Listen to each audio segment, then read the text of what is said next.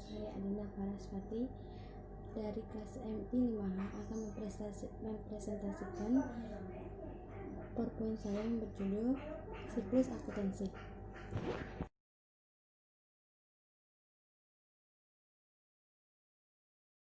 Pengertian siklus akuntansi. Siklus akuntansi adalah suatu proses dalam membentuk sebuah laporan finansial atau keuangan perusahaan yang bisa diterima dan dipertanggungjawabkan.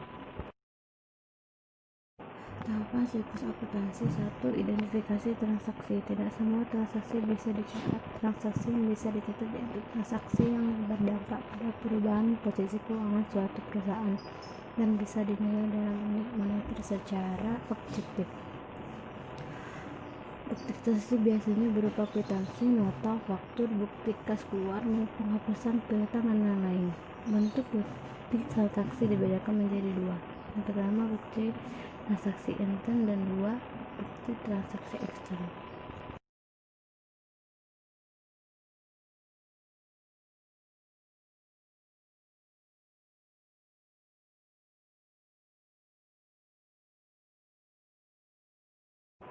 Dua adalah analisis transaksi. Suatu sistem pencatatan ialah double entry system, yakni sistem transaksi yang dicatat akan berefek pada suatu keuangan di debit dan di kredit dalam jumlah yang sangat lama.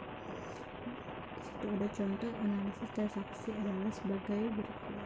Diinvestasikan uang tunai sebesar 1.600.000 dan perlengkapan 500.000 dan peralatan 850.000. Analisanya, kas harta bertambah 1.600.000. Perlengkapan harta bertambah Rp500.000, peralatan harta bertambah Rp850.000, modal bertambah Rp2.950.000.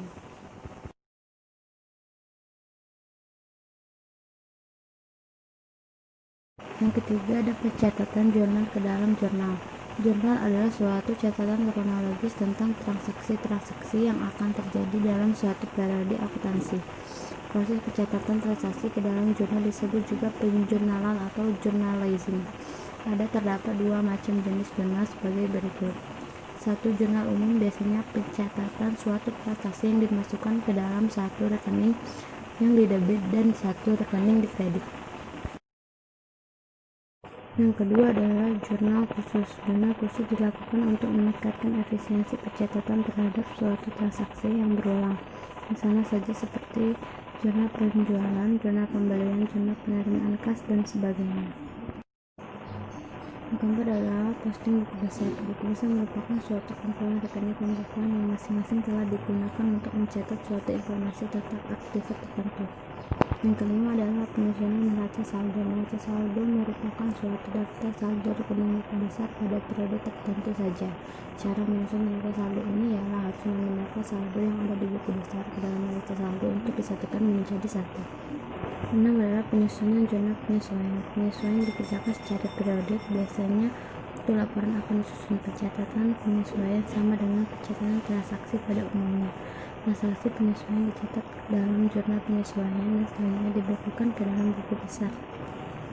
7 adalah penyusunan neraca saldo setelah penyesuaian. Menyusun neraca saldo kedua dengan cara memindahkan saldo yang telah disesuaikan di dalam buku besar ke dalam neraca saldo yang baru.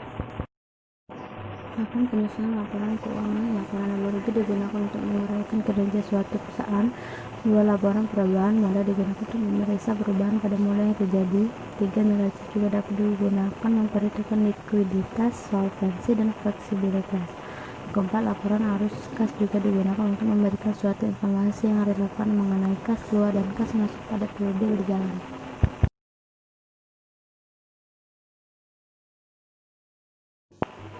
Sembilan adalah penyusunan jurnal penutup. Rekening yang ditutup yaitu rekening normal atau rekening laba ruginya saja.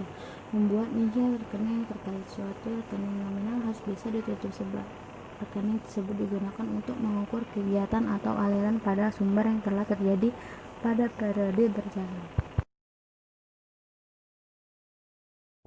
10 adalah penyusunan neraca saldo setelah penutupan atau opsional.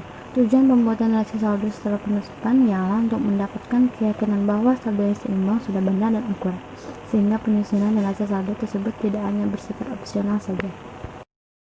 11 adalah penyusunan jurnal pembalik atau opsional. Tujuan jurnal pembalik ya menyederhanakan prosedur pencatatan transaksi tertentu yang terjadi secara repetitif di periode berikutnya. Jurnal pembalik dibuat dengan demikianlah presentasi dari saya. Terima kasih. Assalamualaikum warahmatullahi wabarakatuh.